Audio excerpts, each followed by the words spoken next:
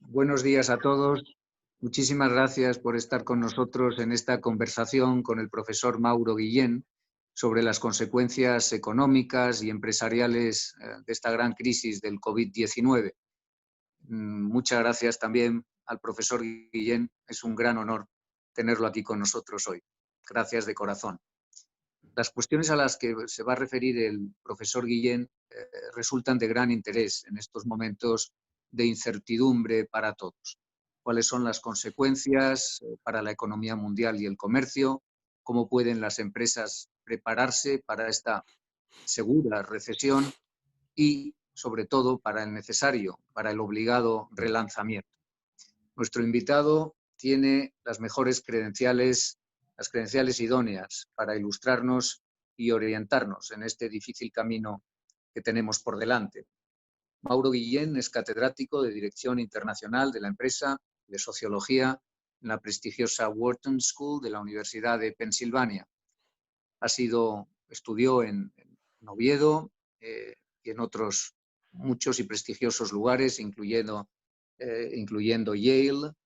Ha sido becario Fulbright y ha sido profesor también en diversos centros en España y en los Estados Unidos, incluyendo el MIT. Ha recibido numerosos reconocimientos y premios, así como el premio de pionero de la enseñanza por el Aspen Institute, entre otros. Es patrono de la Fundación Princesa de Asturias y ha escrito numerosos libros y artículos sobre lo que está ocurriendo en el mundo, sobre la globalización y sus retos, sobre la revolución científico-técnica, sobre la internalización de la empresa. Es decir, es la persona idónea para hablarnos hoy de lo que tenemos por delante. Y debo señalar también, porque creo que es significativo de su obra, que en pocos meses va a publicar un nuevo libro, oportunísimo, que se llama 2030, How Today's Biggest Trends Will Collide and Reshape the Future of Everything. Estoy seguro de que la conversación que vamos a tener hoy con él va a ser de gran interés. Y de nuevo, gracias a todos y unas gracias muy especiales al doctor Guillén. Solo un par de explicaciones logísticas. Tenemos una hora por delante. El profesor Guillén va a dividir su presentación en 3 segmentos. Después de cada uno de los segmentos habrá un momento para preguntas y respuestas, puesto que son temas que podemos diferenciar. Y lo que pediría es que quien tenga una pregunta, quien desea hacer una pregunta, utilice el icono de preguntas y respuestas, de Q&A, para que las tengamos y podamos hacérselas llegar al doctor Guillén. Así que sin más, me complace mucho, es un gran honor cederle la palabra al profesor Mauro Guillén. Muchas gracias, embajador. Muchas gracias al personal de la embajada, al equipo técnico que está apoyando esta sesión. Muchas gracias por invitarme. Y, por supuesto, también muchas gracias al personal diplomático y consular y de apoyo de España en Estados Unidos por prestarnos todos estos servicios esenciales, ¿no? durante este tiempo. Voy a comenzar a compartir la presentación, que, por cierto, se va a hacer disponible después de esta sesión en la web de la embajada. Y lo que quiero recalcar aquí es sobre todo que voy a hacer comentarios que tienen que ver mucho con Estados Unidos y con la economía global, pero también con España. O sea que los que estén esperando análisis sobre la situación en España, que tengan un poco de paciencia, que va a haber una serie de transparencias aquí en la presentación en la cual voy a hablar más específicamente sobre la situación de la economía española, de las empresas españolas, etcétera, ¿no? Estos son los 3 bloques o segmentos a los que se refería el embajador. En primer lugar, el trasfondo de la crisis y el impacto económico que está teniendo a nivel macro. En segundo lugar, el cuándo y, sobre todo, la pregunta más importante, el cómo de la recuperación y de la reapertura de la economía, es el segundo bloque. Y el tercero son las implicaciones o las consecuencias más a largo plazo de esta crisis, ¿no? Voy a adentrarme sin más dilación en el primer tramo. Bueno, los eventos como el que estamos viviendo en estos momentos, yo creo que hay un mito sobre ellos y es que son eventos de baja frecuencia. Y esto no es cierto.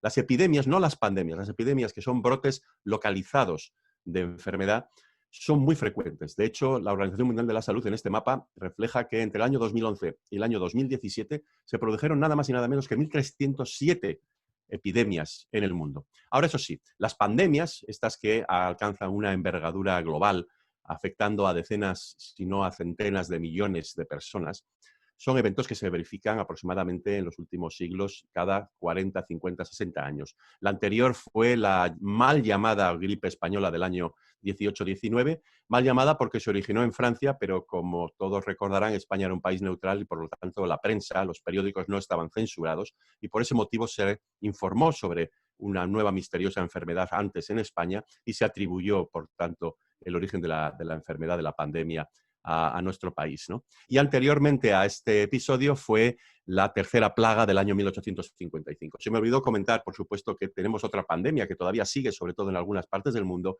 que es la del síndrome de inmunodeficiencia adquirida, SIDA, que comenzó en los años 80, sobre todo aquí en los Estados Unidos.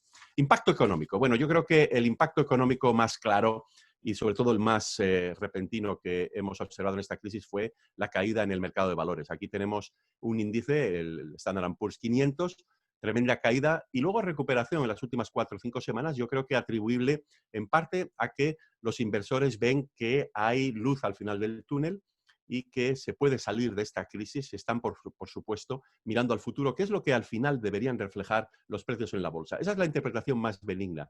Pero una interpretación un poco menos benigna es que se están adelantando un poco a los acontecimientos y que todavía no han encontrado una manera correcta de ponerle un precio a la incertidumbre y al riesgo que existe en los mercados. Fijaros la tremenda volatilidad que sí ve esa curva, que es el trazo más grueso para el medido en días desde el comienzo de la pandemia aquí en Estados Unidos, el 16 de febrero de 2020, que es el día en el cual se produjo el caso número 100. Una trayectoria hasta ahora que es bastante parecida a la que se produjo hace 100 años con la caída de la bolsa en el jueves negro del 24 de octubre de 1929. Una caída y luego recuperación. Veremos a ver qué es lo que pasa más adelante. Pero sí me gustaría referirme a este tema de la volatilidad, ¿no? Estamos viviendo momentos en los mercados de valores, por ejemplo, con una volatilidad enorme. En el S&P 500 veis que el nivel de volatilidad solamente fue superado en el año 87 con el lunes negro o en el año 29 en el gran crash de la bolsa de hace casi 100 años. Fijaros que la volatilidad es mayor en estos momentos que la que se verificó en este índice hace 12 años durante la crisis financiera global después del colapso de Lehman Brothers. Luego, yo creo que esa segunda interpretación a la que me refería, de que los inversores todavía no saben muy bien cómo ponerle un precio al riesgo, a la incertidumbre, yo creo que quizás es la más adecuada en estos momentos. Y hay otro tema que me preocupa sobre la evolución del mercado bursátil. Hoy está subiendo 100 y pico de puntos el Dow Jones, por ejemplo. Es el fenómeno de las compras por parte de las empresas de sus propias acciones. Fijaros que hasta estos momentos esto supone cada cuatrimestre, cada cuatrimestre, aproximadamente 220.000 millones de dólares, lo que evidentemente tiene un efecto inmediato sobre los precios de las acciones, artificial hasta cierto punto. Pero fijaros lo que ocurrió hace 12 años. Hace 12 años se bajó desde un pico de 170.000 millones de dólares cada cuatrimestre que se gastaban las empresas del S&P 500 en comprar sus propios valores, cayó hasta aproximadamente 25.000, ¿no? Si esto se produjera en las próximas semanas y todo el mundo está prediciendo que se va a producir, evidentemente los índices de la bolsa en Estados Unidos van a caer, ¿no? Más de lo que han caído. ¿Por qué se va a producir esta caída? Yo creo, bueno, 2 motivos. Uno, las empresas están tratando de ahorrar dinero, están tratando de preservar su posición en efectivo, ¿no? Y luego, número 2, las empresas que están aceptando dinero del gobierno federal en términos del rescate, se están comprometiendo por ley a no realizar ese tipo de compras de sus propias acciones, ¿no? Luego, por esos 2 motivos yo creo que la bolsa no va a tener una evolución tan positiva como la ha tenido en las últimas 3 semanas. En términos de la economía real, aquí tenéis las predicciones del Producto Interior Bruto para Estados Unidos primero, ahora voy a presentar la de otros países. Para el año 2020, claramente en Estados Unidos se va a declarar una recesión, que recordemos técnicamente son 2 cuatrimestres consecutivos de reducción en el PIB, van a ser el primero y el segundo de este año, mientras que, al menos siendo optimistas de momento, en el tercer cuatrimestre va a haber una evolución plana de la economía en Estados Unidos y en el cuarto cuatrimestre se va a producir una recuperación. Esto redundará al final en una tasa interanual del PIB anualizada de, como veis aquí en esta tabla, según esta predicción, del menos 6,5%. Ahora, ¿cuáles son las perspectivas para otras zonas del mundo? Bueno, en Europa, unas caídas más acentuadas y luego yo creo que podremos hablar de estas predicciones. Fijaros, para la economía española, el Fondo Monetario Internacional, una predicción de menos 8% de caída del PIB anualizada durante el año 2020. Y también para economías emergentes en América Latina y en África. Sin embargo, vemos hacia la mitad de la tabla China, India y ASEAN, que es el resto prácticamente de las grandes economías del este y del sudeste asiático, donde no se va a verificar en tasas interanuales un descenso del PIB, sino que van a ser modestas tasas de aumento, ¿no? En el año 20, por ejemplo, en China 1%, en India 1,2%, en ASEAN sí un descenso del 0,6%, pero que es relativamente pequeño comparado con el de otras economías. Otro factor importante aquí en toda esta volatilidad y toda esta incertidumbre es el precio del petróleo, una materia prima importantísima en la economía global y que se está comportando de una manera, yo diría, surrealista, ¿no? Esto parece un cuadro de Dalí, francamente. Es decir, estamos en una situación en la cual el mercado del petróleo, por sus características, por la importancia que tiene el almacenaje de crudo y toda una serie de otras consideraciones en el mercado de futuros, ha tenido incluso en algunos días precios negativos, ¿no? Fijaros que el descenso en el precio del crudo ha sido más acentuado que después de la crisis de Lehman Brothers o después incluso de 9/11 en el año 2001. Y esto en parte viene determinado también, evidentemente, porque antes de que llegara este efecto de la pandemia, se venía verificando una guerra de precios entre Estados Unidos y Arabia Saudita. La pregunta importante, por supuesto, es cómo va a ser la recuperación. Y como sabéis, el gran debate que hay es si va a ser una recuperación en forma de V o una recuperación en forma de U. Todo dependerá de dos cosas: de la medida en la cual consigamos contener la pandemia, número uno, y número dos es si conseguimos encontrar una manera ordenada y escalonada de reactivar la economía. Ahora, en todas estas predicciones sobre la evolución del PIB, hay algo que quiero apuntar que creo que es enormemente importante, y es que no hay un consenso. O sea, aquí vemos, es un gráfico que publicó la revista The Economist basada en 18 predicciones sobre el PIB provenientes de bancos de inversión y de consultorías económicas, y vemos una gran dispersión. O sea, en Europa, perdón, en la zona euro, pues hay un banco de inversión o una consultoría económica que predice anualizadamente un menos 9%, pero sin embargo hay otra que predice un descenso muy, muy ligero de la economía, ¿no? Muy próximo al 0%. La mediana es el menos 5% en esta muestra, ¿no? Fijaros que es precisamente en la Unión Europea, aunque también en China, donde se verifica una mayor dispersión, ¿no? Parece que hay menos acuerdo entre los distintos servicios de predicción en términos de qué es lo que puede ocurrir con la economía. Luego, como dicen aquí en Estados Unidos, yo creo que hay que echarle un granito de sal, ¿no? Hay que tomárselo con un poco de precaución estos tipos de predicciones. A mí me gusta más enfocarme en algún indicador mucho más concreto de qué es lo que puede pasar en las próximas semanas, ¿no? Y el primero que querría compartir, y dentro de 2 minutos aproximadamente vamos a abrir el primer turno de preguntas y respuestas, por lo tanto podéis ir escribiendo preguntas en el icono Q&A, QA. El primero es el índice de confianza del consumidor. Voy a presentar datos para distintas partes del mundo, incluyendo España, pero aquí vemos la comparación entre Estados Unidos y China, un descalabro de este indicador en las últimas semanas, pero fijaros que mucho menor el descenso que el que se verificó hace 12 años a raíz de la crisis económica global. Unión Europea y Japón, también un descalabro en las últimas semanas, pero nuevamente el descenso no tan acentuado como el que se verificó en el 2008-2009. Y por supuesto, la línea azul, que es la Unión Europea, vemos también la segunda oleada de la crisis, que fue, si recordaréis, causada por la crisis de la deuda soberana, de los bonos soberanos en Europa, sobre todo en el sur de Europa. Es decir, que de momento, al menos en la Unión Europea, la confianza del consumidor no ha caído tanto como lo que cayó en la primera fase y en la segunda fase de la anterior crisis.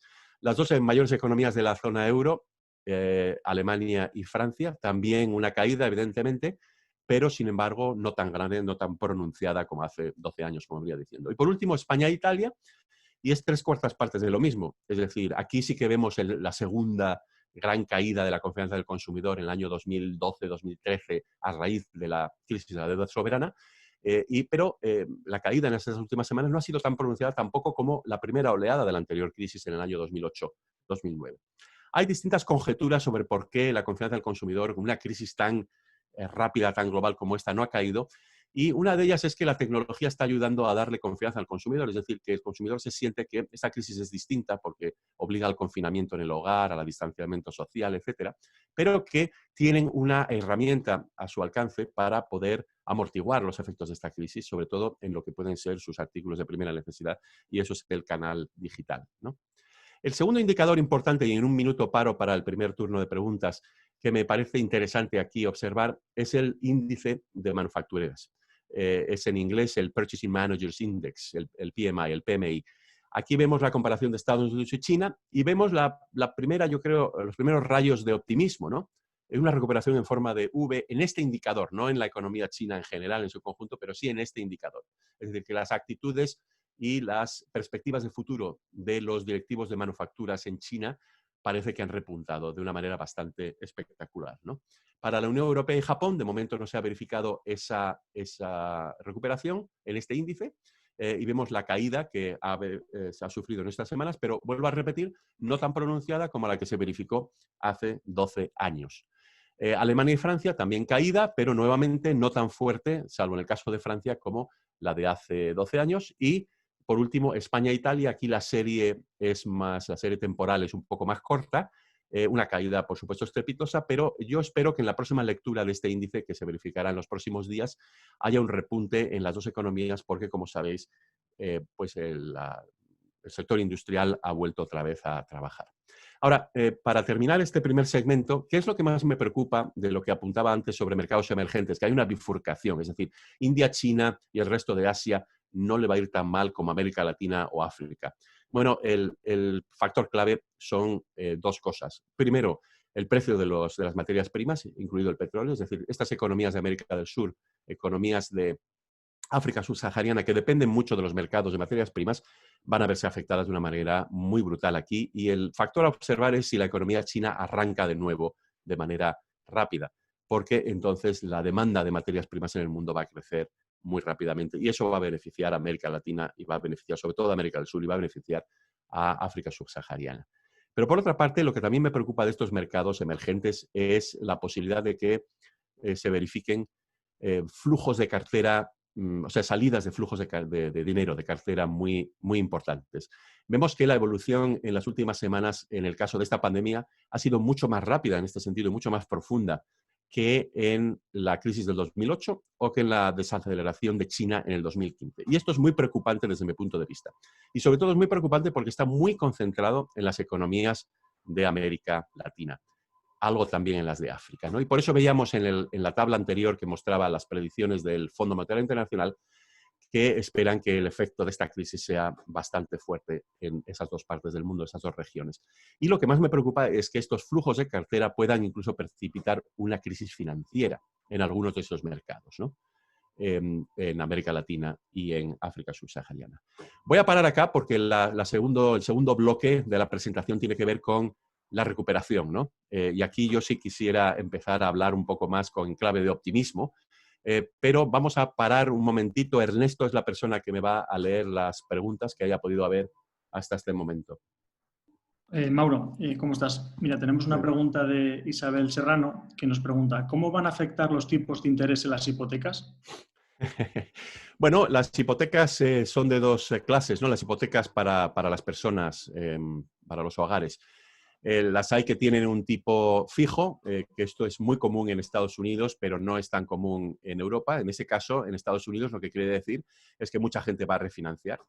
Esto, evidentemente, es bueno para las familias y también es bueno, por cierto, para todos los intermediarios financieros, que en todas las refinanciaciones se llevan una comisión o se llevan algún tipo de tasa, ¿no? Y luego, por otra parte, tenemos las hipotecas variables que pueden estar indiciadas, no me gusta la palabra, pero bueno, están vinculadas o conectadas a un índice de algún tipo de interés y esas, evidentemente, pues van a beneficiar al consumidor, ¿no? Aún así, vemos que ni en Europa, sobre todo en el sur de Europa, ni aquí en Estados Unidos, es suficiente el que los tipos de interés sean bajos. Es decir, hay mucha gente que ha perdido su empleo, hay mucha gente que no puede pagar las hipotecas y, por lo tanto, se han planteado moratorias y se han planteado otro tipo de mecanismos para ayudar a que la gente pueda seguir en su hogar y seguir pudiendo mantener su patrón de consumo. Si tienes alguna otra pregunta. Sí. Marcelo Freire nos pregunta, ¿cómo ves el mercado de bienes raíces en España como consecuencia económica de la crisis? Sí, esto es muy interesante, ¿no? Aquí en Estados Unidos y en España. Voy a mencionar los dos, ¿no? Aquí en Estados Unidos, los expertos me cuentan a mí que lo que prevén es una bifurcación entre el mercado de inmobiliario residencial y el mercado inmobiliario comercial. En el comercial ven que se puede producir a largo plazo una caída, ¿no? Aparte del impacto que pueda tener la crisis a largo plazo también. ¿Por qué? Me voy a referir en el tercer bloque al hecho de que yo creo que las empresas y los trabajadores van a querer en el futuro trabajar menos días en la oficina y más días desde casa. No quiero decir que todo el mundo trabaje desde casa, pero que por término medio es posible que a lo mejor pues una tercera parte de la población empleada trabaje un día más por término medio desde casa en lugar de la oficina. Y eso evidentemente va a bajar la demanda de espacio comercial, ¿no? De oficina. Pero, por otro lado, el residencial evidentemente va a repuntar después de que pase esta crisis. En estos momentos es un impacto fuerte y está un poco congelado todo el tipo de las transacciones porque la gente no está comprando ni vendiendo y tampoco se pueden enseñar las propiedades. Pero el efecto a largo plazo en el residencial en Estados Unidos puede ser positivo porque la gente se ha dado cuenta del valor que tiene el tener una habitación más, un poco más de espacio en el hogar, ¿no? Eso es lo que especulan o lo que predicen los expertos en el mercado inmobiliario. En España, los informes que yo he visto sobre la evolución posible de los precios indican que la vivienda nueva no se va a resentir tanto en esta crisis e incluso puede haber una evolución plana de los precios, pero que la vivienda vieja, usada, la que no es de nueva construcción, puede sufrir descensos. El otro día uno de los medios de prensa en España informaba de hasta un 15%. Vamos a ver lo que pasa. Yo creo que todas estas predicciones dependen, evidentemente, de la velocidad de la recuperación económica. Fernando Jiménez Latorre nos pregunta, ¿cómo valora el riesgo de que esta crisis de liquidez acabe convirtiéndose en una crisis de solvencia? Sí, Fernando, yo creo que ese problema es mucho más agudo y me preocupa mucho, como decía anteriormente, en las economías al sur de Estados Unidos, en América Latina y algunas economías de África. Y yo creo que ahí el indicador a observar es las salidas de flujos de cartera, por un lado, y por otro lado, qué es lo que pase con el mercado, los mercados de materias chinas y con de materias primas y con la economía china. Esos dos puntos son los que me preocupan.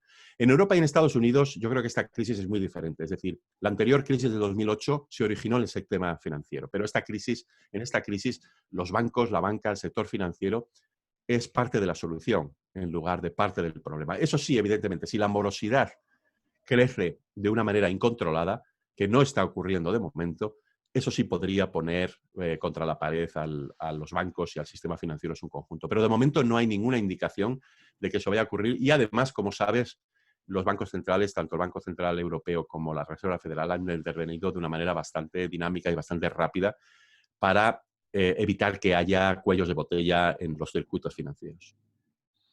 Si quieres podemos hacer una más de Jesús Sí. Lara, que nos pregunta, ¿será la hiperinflación una de las consecuencias de los paquetes de rescate en USA y Europa? Sí, a medio plazo, largo plazo, sí. Ahora a corto plazo, como sabes, lo que tenemos es deflación porque hay una caída de la demanda enorme, ¿no? Ya me gustaría a mí que en estos momentos estuviéramos hablando de inflación en lugar de deflación. Yo creo que cualquier economista y también cualquier sociólogo, yo tengo las dos titulaciones, a los dos nos espanta una inflación galopante, pero también nos espanta una deflación, porque una deflación es muy difícil de controlar. Y eso fue, si recordaréis, uno de los factores clave en la crisis de la Gran Depresión. La deflación fue algo que no se sabía muy bien cómo abordar. Ahora sí tenemos más instrumentos y más herramientas, pero aún así puede ser un problema importante, como hemos visto en Japón, no solamente ahora, sino durante los últimos 30 años. Voy a continuar con el segundo bloque, si os parece bien, en aras de terminar a la hora. El segundo es el cuándo y el cómo, sobre todo, de la recuperación, ¿no? Yo creo que ha habido demasiado debate sobre la contraposición de objetivos, ¿no? De minimizar los casos y las muertes y minimizar el daño a la economía, como si fueran dos objetivos que están completamente reñidos entre sí.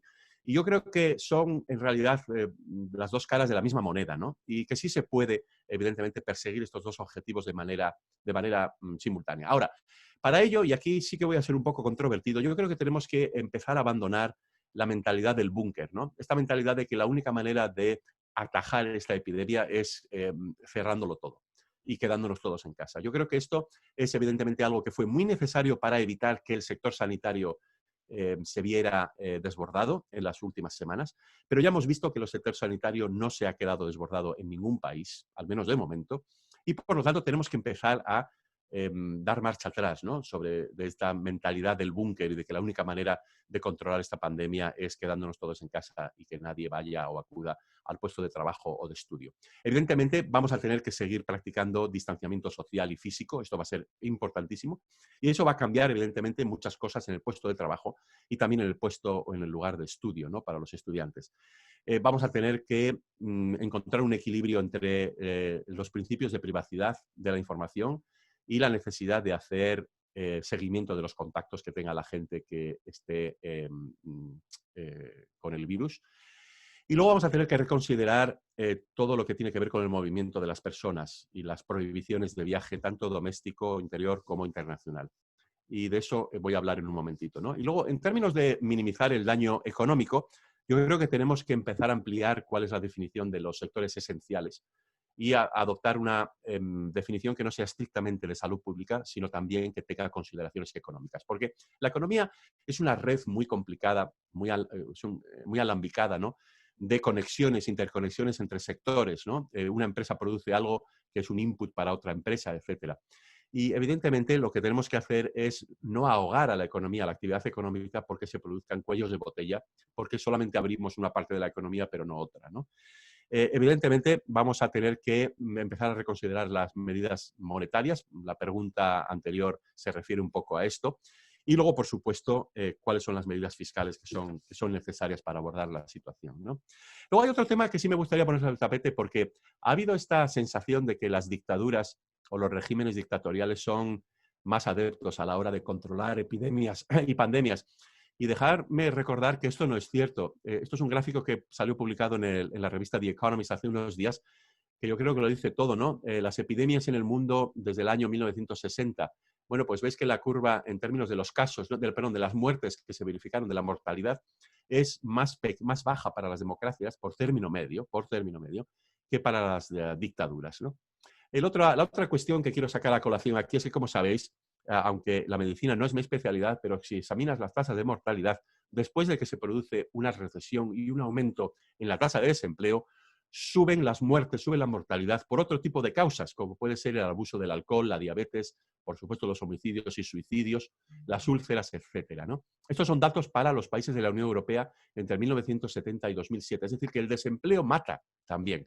Y por lo tanto tenemos que encontrar un equilibrio entre la mortalidad que se debe estrictamente al virus y la mortalidad que se debe a las consecuencias económicas de una recesión y de un aumento del desempleo, ¿no? Entonces, la cuestión del cuándo rearrancar la economía es un debate interesante. Yo creo que la pregunta más importante y más relevante es la de cómo arrancamos la economía, ¿no? Y yo creo que hay distintos tipos de consideraciones que vamos a tener que tener en cuenta. Uno es cómo establecemos prioridades en términos de los distintos grupos de riesgo dentro de la población. No todo el mundo en esta pandemia está expuesto al mismo riesgo de contraer los síntomas de la enfermedad y, por supuesto, de morir eventualmente de ella. La reapertura de escuelas. Tema fundamental porque, claro, no se puede esperar que padres, sobre todo de un nivel socioeconómico relativamente bajo, puedan acudir al puesto de trabajo en condiciones normales si a su vez tienen a sus niños pequeños en el hogar. En los medios de transporte.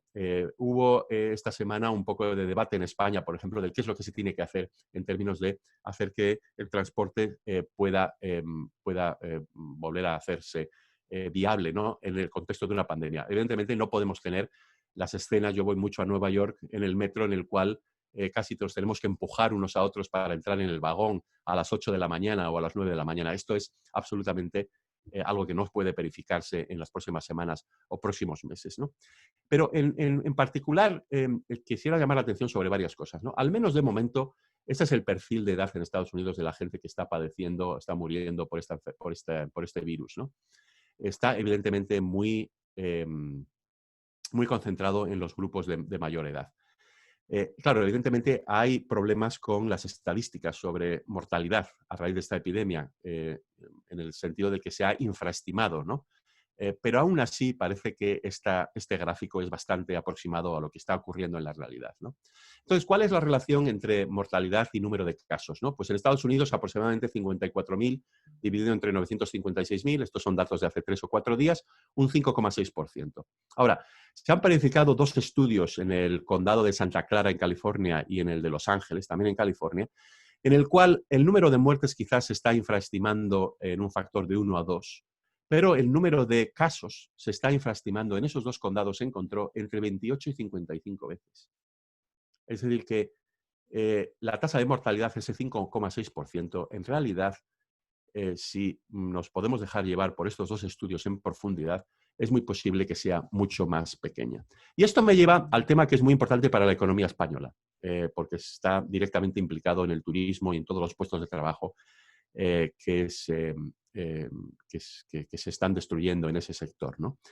Y es, ¿qué es lo que nos dice la evidencia sobre la efectividad de las prohibiciones de viajar, tanto internacionales como domésticas, ¿no? Bueno, pues la evidencia, y tenéis la fuente de información abajo, es de decenas de estudios que se han hecho en los últimos 20 años sobre este asunto, y es que este tipo de prohibiciones solamente son efectivas antes de que la pandemia haya comenzado. Una vez que la pandemia ha comenzado, su efecto es puramente marginal, ¿no? Para que sean 100% efectivas, tendrían que ser completas y, sobre todo, instantáneas. Es decir, que en el momento en que aparece el virus, de repente nadie se mueva. Todo quede congelado, ¿no? Todos los movimientos. Por ejemplo, después de 9/11, en el año 2001, la prohibición, si recordáis, de que no hubo vuelos en Estados Unidos durante, creo que fueron 2 semanas o 3 semanas, resultó no en una, por ejemplo, epidemia de gripe más pequeña en Estados Unidos, sino en un retraso de aproximadamente 10 días en el comienzo de la epidemia de gripe y también en una prolongación de la epidemia, es decir, que duró más tiempo. Es decir, que todo lo que consigues con estas prohibiciones de viaje no es parar la epidemia, sino simplemente retrasarla y prolongarla. Entonces, claro, esto despierta todo tipo de debates sobre si realmente deberíamos de tener medidas de prohibición del viaje. Y en particular hay un elemento aquí conductual de conducta de los seres humanos que es muy importante. Cuando, por ejemplo, Estados Unidos anuncia que no va a haber vuelos internacionales provenientes de algún país, eso crea en la población un falso sentido o sentimiento de seguridad. Y eso es seguramente peor que el remedio que se estaba tratando de conseguir. Es decir, cuando a la gente le dices vamos a parar la inmigración, vamos a parar los viajes internacionales, la gente empieza a pensar, entonces ya estoy seguro, porque fíjate, esto es un virus que ha venido de otra parte del mundo. Y es esa conjunción de factores ahí lo que al final puede provocar incluso unos resultados peores que los que se podrían verificar sin hacer la prohibición en el movimiento de personas. Y luego me gustaría, antes de tomar nuevamente preguntas y respuestas sobre este bloque, hablar un poco de las tentaciones en las cuales podemos caer, ¿no? Sobre todo los gobiernos, que creo que es algo que que habría que evitar. Uno es, los gobiernos yo creo que no están en condiciones de orquestar todos los detalles de la recuperación. Eso quizás se puede hacer malamente en una economía de planificación central, pero ni España, ni la zona euro, ni la Unión Europea, ni Estados Unidos es una economía planificada centralmente. Luego, por tanto, los gobiernos tienen que saber jugar su papel a la hora de estimular esta recuperación, pero no tratar de orquestarla, ¿no? Segunda tentación, el proteccionismo. No olvidemos lo que hizo la gran crisis de la Gran Depresión en los años 30, más profunda y más larga, fue que los países, comenzando en el año 30-31, comenzaron a proteger su mercado interior. Tenemos que resistir esta tentación a todo coste, porque yo creo que todo lo que va a hacer es prolongar esta crisis, ¿no? Tercero, medidas anti-inmigración. Yo creo que esto, vuelvo nuevamente, como decía antes, tiene todo tipo de efectos negativos sobre la economía, pero sobre todo tiene el efecto de que le da un falso sentido de seguridad a la población, ¿no? Y luego, la otra cuestión que a mí me gustaría también poner sobre el tapete del debate, si es que hay alguien que tenga una pregunta, yo estoy, por muchísimos motivos, completamente opuesto a la idea de una renta básica universal. Sobre todo porque creo que es un instrumento demasiado impreciso y que realmente no ayuda a las personas que realmente necesitan dinero y necesitan apoyo durante una crisis tal como la que tenemos en estos momentos. Y sobre todo porque la investigación en experimentos que se han producido de rentas básicas universales en los últimos 20 años dicen que sí, resuelven algunos problemas, pero también crean otros muchos. Luego, por tanto, yo intelectualmente estoy muy opuesto a introducir, sobre todo de modo permanente, rentas universales. Voy a parar ahora, otra vez, Ernesto, a ver si hay preguntas y respuestas. Como veis, he tratado de ser un poquitito más controvertido para poder generar un poco más de debate. Sí, mira, Pedro Ojeda nos pregunta, ¿en qué medida afectará esta situación económica las exportaciones entre España y Estados Unidos en el sector de alimentos y bebidas? ¿Habrá subida de aranceles? Sí. Bueno, Estados Unidos aquí llueve sobre mojado, como dicen en la parte de España de donde yo provengo, que es el norte, ¿no? Es decir, aquí el problema es que ya veníamos de unas tensiones y fricciones comerciales muy grandes por las famosas guerras comerciales, ¿no? Estados Unidos las resolvió, México las resolvió con Estados Unidos y Canadá, como sabéis, pero con la Unión Europea siguen todavía medio abiertas y sobre todo siguen plenamente abiertas con China. Ahora, hoy mismo se ha publicado, lo acabo de leer, creo que era en el Wall Street Journal, datos sobre el déficit comercial en Estados Unidos. Ha aumentado. ¿Y por qué ha aumentado? Porque la caída de las exportaciones ha sido mayor que la caída de las importaciones. Mira, estamos en una economía global integrada. Por mucha crisis que vayamos a tener ahora, hay algo que no va a cambiar y es que la economía global va a seguir siendo integrada. Va a haber cambios en términos de cómo las empresas se plantean sus cadenas de suministro. Van a ser más cortas, van a intentar que no estén expuestas a tantos riesgos. Pero vamos a seguir una economía integrada, en la cual ningún país puede producir todo lo que necesita.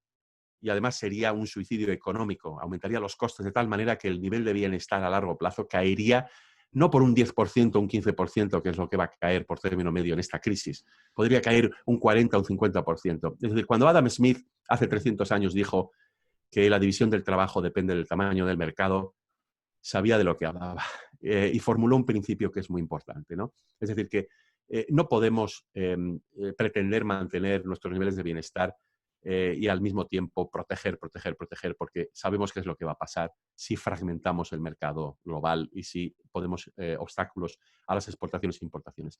En términos de Estados Unidos y España, yo creo que depende de dos cosas. Uno es, evidentemente, la relación comercial de Estados Unidos con España está configurada dentro de un marco que es la Unión Europea como unión aduanera, ¿no? Y lo que ocurra con esas negociaciones. Ahora bien, yo soy optimista porque fijaros qué es lo que ocurrió con la recuperación de la economía española en los últimos 10 años.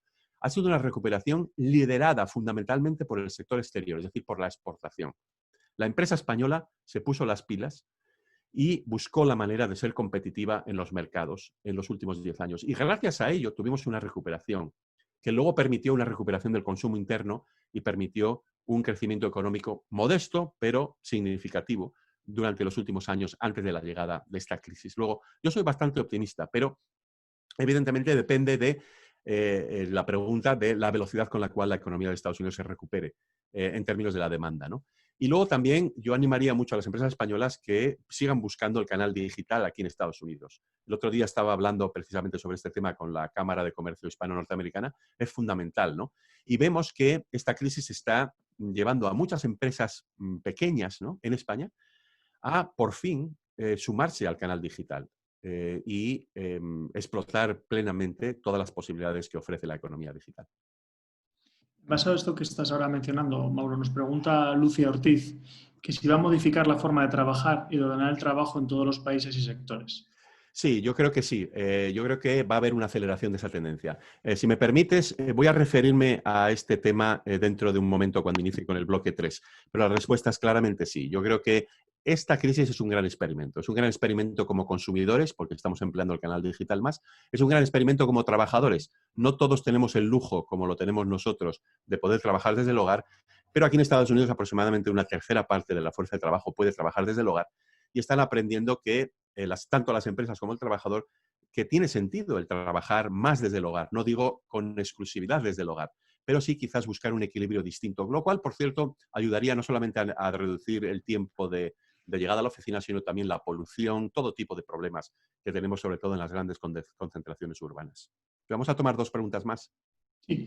Yago Aranda Larrey nos pregunta, son varios los países que han aumentado sus medidas de screening para España y Estados Unidos, por ejemplo. ¿No le parecen adecuadas estas medidas temporales para protegerse de determinados intereses? ¿A qué medidas te referías? Es que se cortó. ¿Medidas de? De screening. No especifica... Sí, bueno, Creo no que... sé si se refiere al movimiento de personas o si se refiere a... No, es que no estoy seguro de cuál es el... Quizás esa persona puede enviar ahora la pregunta modificada. Dame la siguiente que tenías. Vale, pues tenemos dos preguntas sobre tu comentario de la renta, que nos preguntan que cuál sería una mejor alternativa y si el ingreso mínimo vital que se está discutiendo en España no es un poco lo mismo que la renta universal, porque está condicionada. Evidentemente es lo mismo y me parece una medida populista clásica y vamos, del libro de texto, ¿no? Mire, aquí hay un problema clave, ¿no? En esta crisis y en general, y es que hay un trasfondo de desigualdad económica y desigualdad en la distribución de la riqueza. Y eso es algo que durante todos estos años de globalización intensa, de los últimos 20 o 30 años, es algo que hemos descuidado. Y es algo que se ha ido de las manos y es algo que hay que corregir. Ahora, yo creo que el debate está en qué instrumentos empleamos para corregir esa desigualdad económica, que esta crisis indudablemente va a acelerar. Yo creo que, en primer lugar, a corto plazo lo que tenemos que hacer es el modelo alemán, es decir, tratar de que la gente siga en su puesto de trabajo, subvencionar a las empresas, no subvencionar a los trabajadores que pierdan su trabajo, porque eso además va a permitir que el arranque de la economía después de la recuperación vaya a ser mucho más ordenado y mucho más ágil, ¿no? Segundo lugar, las prestaciones de desempleo. Aquí en Estados Unidos, con la legislación que se aprobó hace 3 semanas, se ampliaron esas prestaciones de desempleo. Eso considero que es mucho mejor que el tratar de introducir medidas que son muy difíciles de poner o sea, de dirigir exactamente a los colectivos de población que lo necesitan, ¿no? Y en las cuales, por cierto, se puede producir muchísimo fraude y muchísimos problemas, como estamos viendo ahora aquí en Estados Unidos, ¿no? Y fijaros que otro problema básico es que las personas que más lo necesitan muchas veces no hacen la declaración de la renta porque están por debajo del mínimo que les obliga a declarar en muchos países, incluyendo España. Luego, estos sistemas de rentas mínimas básicas, los experimentos que se han verificado en algunas partes del mundo durante los últimos 10 años, indican que suelen incluso aumentar el grado de desigualdad. ¿Por qué? Porque hay gente que no lo necesita pero que lo recibe y lo que hacen es ahorrar ese dinero. Y entonces si lo ahorran, contribuye a la desigualdad porque evidentemente obtienen rentas del capital. Y como sabéis, el mayor factor en estos momentos que ha estado, el mayor motor de la desigualdad económica y de riqueza en el mundo han sido las rentas del capital, ¿no? Que han crecido mucho más que las rentas del trabajo, ¿no? Entonces, la corrección no puede venir por introducir un elemento que a su vez, entre otras cosas, aumente la desigualdad, ¿no? Como demuestra la investigación que hay disponible hasta este momento. Ernesto, ¿hubo una clarificación sobre esa pregunta? Sí. Yago Aranda nos clarifica screening a la inversión extranjera directa. Bueno, sí. Bueno, yo creo que esta es otra tentación que hay que resistir, ¿no? Se ha reavivado no solamente el debate sobre el populismo a raíz de esta crisis que ya venía de antes, sino también el del mercantilismo y el que yo creo que es todavía más peligroso, es el dirigismo, ¿no? La idea de que los gobiernos están en posesión de los instrumentos necesarios como para decir esto es un sector estratégico, por lo tanto tenemos que invertir en él. Yo creo que tiene sentido en algunas partes de la economía muy pequeñas, pero yo creo que tenemos que resistir la tentación de tratar de ahora restringir inversiones, por ejemplo, en aras a el objetivo de seguridad nacional, por ejemplo. Yo creo que hay que tener muchísimo cuidado, porque una vez que abrimos esa puerta, pues se pueden producir lo que se produjo en el pasado, un abuso indiscriminado de ese tipo de actuaciones, sobre todo cuando hay mucha presión populista y proteccionista, ¿no? O sea, yo creo que esas políticas han sido una especie de máscara para ocultar otro tipo de políticas, ¿no? Que son más proteccionistas, más dirigistas, más mercantilistas. Yo creo que es algo que a largo plazo la evidencia indica que va a reducir a largo plazo el nivel de vida medio de la población, ¿no? Y vuelvo a repetir, tenemos que reducir la desigualdad. Eso está claro. No solamente estamos hablando aquí de renta per cápita, sino también de la distribución de esa renta. pero no podemos introducir políticas que lo que van a hacer es, sí, por un lado, ayudar a unas personas, pero por otro lado también crear nuevos problemas y crear nuevas desigualdades, que eso es lo que nos dice la investigación empírica sobre ese tema. Bueno, paso directamente, Ernesto, solamente 7 minutos, a las implicaciones más a largo plazo, ¿no? Y de paso yo creo que algunas de las preguntas seguramente quedarán abordadas, ¿no? Bueno, yo creo que va a haber un repunte, como venía apuntando, del populismo y del proteccionismo. Esto es desafortunado y los que pensamos que una economía fundada o fundamentada sobre principios de mercado, con un papel importante del gobierno y del Estado, sobre todo de amortiguador de las crisis, yo creo que tenemos que hacer un esfuerzo por parar esta tendencia, ¿no? Segundo punto, vamos a tener a largo plazo unos mayores niveles de deuda por parte de los gobiernos y, evidentemente, a largo plazo nos convendría, en lugar de tener 2% de inflación, tener 3,5% de inflación, porque eso va a ayudar tanto a las economías domésticas, a los hogares, como a los gobiernos a salir de la situación, ¿no? Vamos a tener que, en algún momento, abordar el problema de la anormal situación monetaria en la que ya nos veníamos encontrando y que todavía ahora va a quedar más agudizada. El desempleo. El desempleo es un indicador que, o sea, es una variable que tiene desfase temporal, es decir, que la economía vuelve a crecer, pero el desempleo tarda un tiempo en caer. Y esto va a ser un problema nuevamente social, un problema político, a su vez de un problema económico, sobre todo en partes del mundo como es España, donde las cifras todavía no eran lo suficientemente bajas, antes incluso que esta crisis, ¿no? Y como decía antes, la desigualdad económica. Ahora, consecuencias a largo plazo sociales, ¿no? Número uno, yo creo que aquí hay poco debate. Uso de la tecnología. O sea, se va a generalizar aún más, ¿no? Porque hemos visto el punto hasta el cual puede ser útil para nuestra vida como consumidores y como trabajadores, ¿no? Descenso de la natalidad. Esto es algo que se verifica en cualquier crisis y en esta además va a venir a su vez también agudizado porque va a descender la inmigración. Y como sabéis, las familias de inmigrantes, tanto en Europa como en Estados Unidos, suelen tener un número de hijos por término medio mayor que el resto. En tercer lugar, la tercera edad, los jubilados. Bueno, a raíz de esta crisis, una mayor mortalidad y no solamente eso, también un efecto riqueza negativo, puesto que sus ahorros, sobre todo si los tenían invertidos en renta variable, ahora son de menor cuantía que antes, ¿no? Esto sobre todo está afectando mucho en Estados Unidos. Por género, bueno, pues las mujeres, como sabéis, están menos afectadas que los hombres en esta pandemia. Aquí en Estados Unidos, un 65% casi de las hospitalizaciones son hombres. Y luego, por otro lado, tenéis que recordar que esto también se debe no solamente a la biología de las mujeres que están mejor preparadas con sus defensas antivirales, sino también a que las mujeres corren menos riesgos en general. Esto es un hallazgo fundamental en todo tipo de investigaciones de género, ¿no? Y por lo tanto, siguen más al pie de la letra las recomendaciones de las autoridades sanitarias que los hombres, ¿no? Y luego, otro aspecto aquí importante que se vuelve en contra de las mujeres. Lo que hemos visto en las últimas semanas es que la división del trabajo en el hogar sigue siendo muy desigual. Es decir, que hombres y mujeres, ahora que los dos trabajan, ahora tienen que quedarse en casa o trabajar desde casa y proporcionalmente las mujeres están llevando a cabo más de las tareas del hogar. O sea que esto es un tema que también va a generar, estoy seguro, muchísimo debate en el futuro.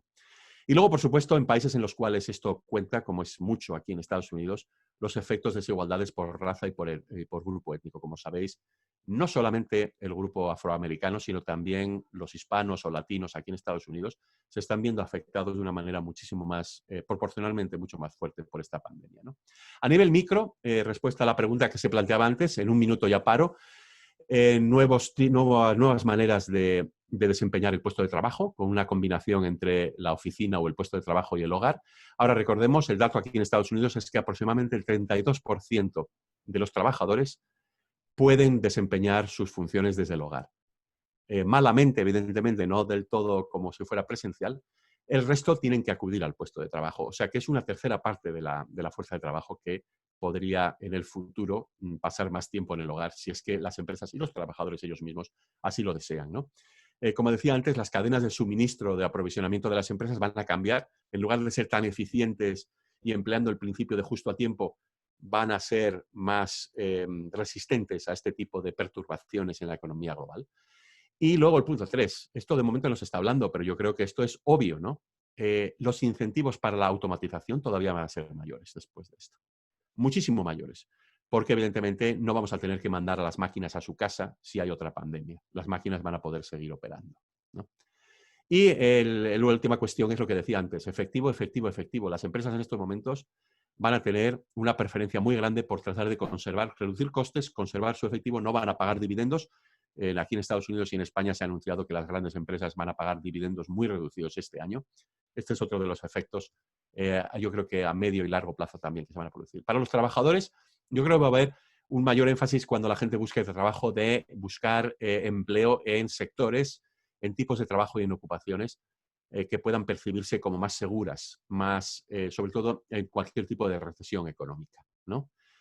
Como apuntaba antes, yo creo que va a haber un cambio en las preferencias en términos del trabajo remoto y luego que va a haber más desplazamiento de factor humano por máquinas, por automatización, en todo tipo de procesos productivos, no solamente en las manufacturas, sino también en el sector de servicios, ¿no? Y por último, el consumidor, ¿no? Cambios micro en el consumidor.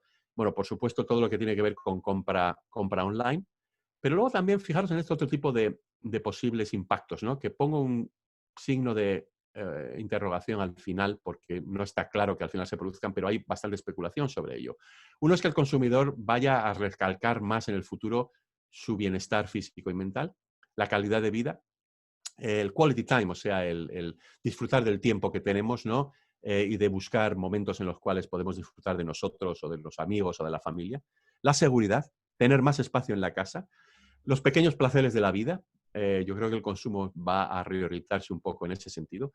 Y sobre todo lo que tenga que ver con bienes y servicios que ayuden a la introspección y al buscarse a sí mismo, ¿no? Dentro de cada uno, ¿no? O sea que esto es básicamente lo que quería presentaros. Tenemos 5 minutos. No sé, Ernesto, si conviene ya entonces pasar a alguna otra pregunta. Sí, comentabas la importancia de la tecnología y Isabel Serrano nos pregunta cómo va a afectar esto al sector del entretenimiento, en concreto a las coproducciones, por ejemplo, España-Estados Unidos en plataformas digitales. Sí, sí. Bueno, Isabel, no conozco el tema desde el punto de vista de la coproducción de contenidos tanto. Lo que sí está claro es, habrás visto las cifras de Netflix, las cifras de todas las plataformas de streaming, de música, de todo esto, ¿no? Evidentemente han crecido muchísimo, ¿no? Claramente el sector del entretenimiento va a tener que, debido a las medidas de distanciamiento social, va a tener que transformarse muy rápidamente. Y esa transformación seguramente será más a largo plazo, ¿no? Ahora, en todo lo que tiene que ver con la coproducción de contenidos, es un tema en el cual no soy experto, luego tampoco me quiero aventurar a decir algo que sea inexacto, pero me imagino que, por ejemplo, tecnologías como la realidad virtual van a tener cada vez un mayor campo de aplicación. No solamente en tu sector, en el del entretenimiento, sino en todos los sectores de la economía. Incluido, por supuesto, también las videoconferencias, por cierto. Al parecer, una videoconferencia con tecnología de realidad virtual sería muchísimo más completa, ¿no? Y se aproximaría más a lo que sería una conferencia normal y corriente, en lugar de estar empleando Zoom, ¿no? En estos momentos. Sí, lánzame otra. Mercedes Sierra nos pregunta si es favorable a la inversión de los gobiernos en infraestructura como medida para acelerar la salida de la crisis. Absolutamente sí, pero no en nueva infraestructura, porque eso lleva mucho tiempo, sino en reparación de la infraestructura existente. ¿Y por qué lo digo? Por dos motivos.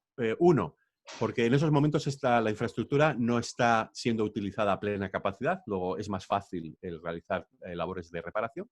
Y en segundo lugar, porque eso supone una inyección de dinero en la economía, que no es simplemente ponerle dinero en los bolsillos a la gente, como decíamos antes con la renta universal, sino que se trata de poner dinero de una manera en la cual se generan todo tipo de demandas inducidas, porque si realizamos reparaciones en la infraestructura en estos momentos, sí, necesitamos factor trabajo, pero también necesitamos materiales, con lo cual se les da trabajo a otros trabajadores en las empresas que producen esos materiales.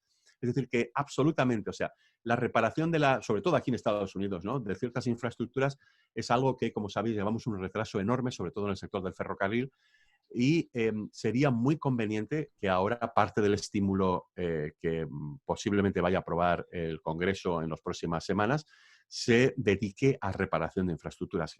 Completamente de acuerdo, porque va a tener un efecto multiplicador sobre la economía muy grande, ¿no? Y Andrés Ortigosa nos comenta un poco los ejemplos que están pasando en Japón y en Singapur con con repuntes. ¿Contemplas que puede haber una segunda oleada de infecciones y cuáles serían sus explicaciones? Sí, esto, yo no soy experto en las segundas oleadas, pero sí se produjo, si recordaréis, en el año 1918-1919 con la gripe.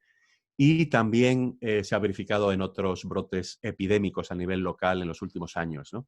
Esto es algo que hay que observar. Y evidentemente yo creo que aquí, por eso estamos hablando de una apertura escalonada de la economía y de las escuelas y de las universidades, etcétera, con medidas de distanciamiento social que se pueden relajar o se pueden apretar dependiendo de cuál sea la evolución de la pandemia.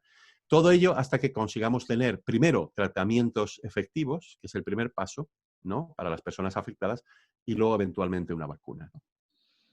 Y si quieres una última pregunta para terminar, que nos hace Fernando, es ¿cómo valora la relación entre el cambio climático y la economía?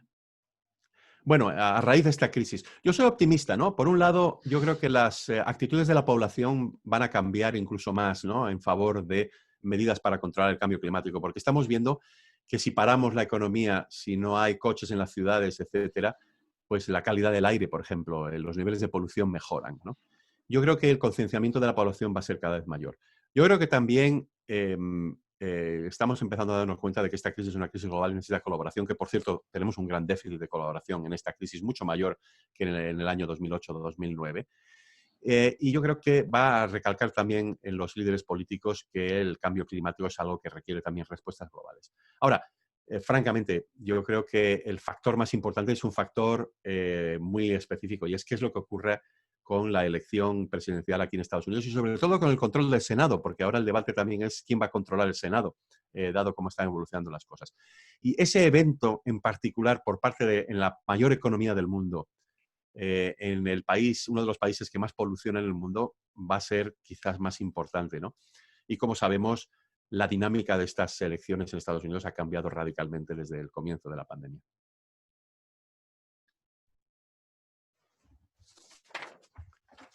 Embajador, te paso la batuta nuevamente. ¿Me oís ahora? Muchas gracias. Muchísimas gracias a todos. Muchísimas gracias al profesor Guillén.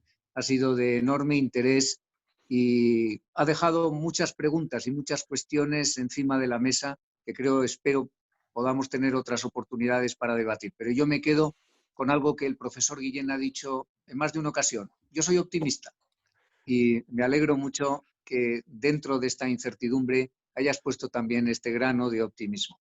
Entre todos, con colaboradores y trabajando conjuntamente, creo que podremos superar también esta crisis. Muchísimas gracias de nuevo a todos los que os habéis unido a esta conversación y un agradecimiento muy, muy especial al doctor Guillén. Ha sido de un gran interés, y a todo el equipo que lo ha hecho posible. Ángel y Ernesto, muchísimas gracias. Gracias.